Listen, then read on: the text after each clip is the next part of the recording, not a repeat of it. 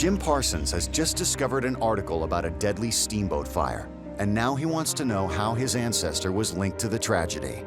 A telegraphic dispatch which we have received confirms the report of the sacrifice of Dr. Hacker of Plaquemines with his nephew, a lad of some 13 years of age, and his daughter.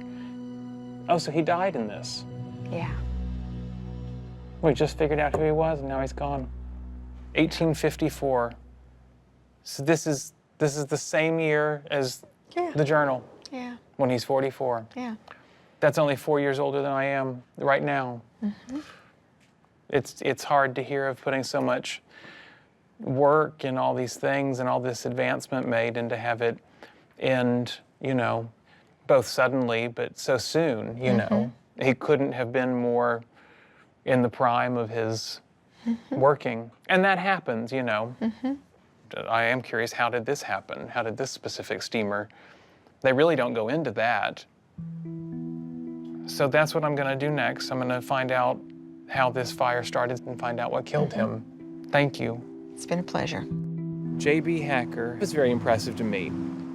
The efforts he was making, the progress he was making, the good he was doing, and bam, it's finished. And he's one of those people that when they're gone, you have to sit back and wonder, what else would you have done?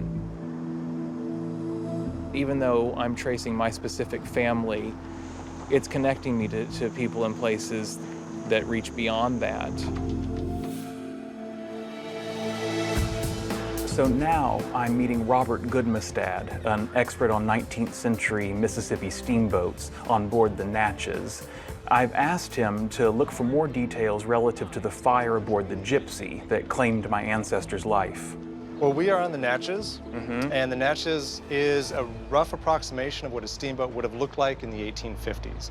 The difference with this steamboat to one that your great-great-great-grandfather would have traveled on is that those steamboats were made almost completely out of wood. Oh. And would have been fueled by fire. But so come on, it's amazing that they all didn't burn up if they're made of wood. Well, there's something I'd like to show you. Okay. Well, this is a steamboat. It's the Gypsy. Was this done before the accident? This was painted in 1853. So the year before the accident? The year before the accident. That's amazing. Okay, this is what I find so curious about the fact that he was on it, and he was on it with his nephew and his daughter. Sure. Were they there for pleasure? This would have been the normal way to travel. And they were probably, in Louisiana in the 1850s, the fastest way to travel.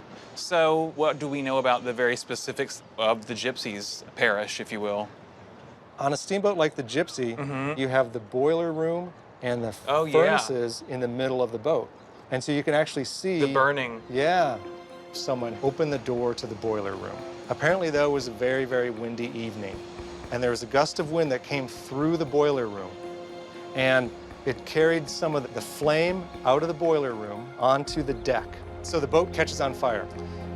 Your great-great-great-grandfather would have been very close above the boilers, because that's where the men's cabin was.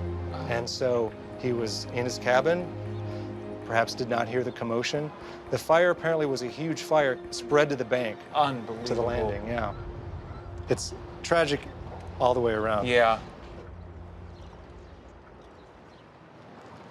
Let me show you one more thing.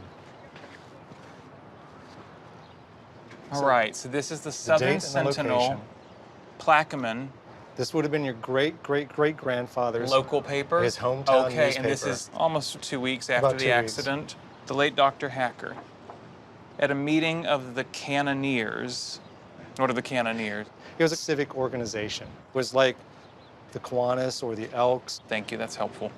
In the death of the late Dr. J.B. Hacker, the community lost a kind, dutiful, and exemplary citizen devoted to its interests, a skillful and well-beloved physician, highly benevolent and industrious in the discharge of his duties.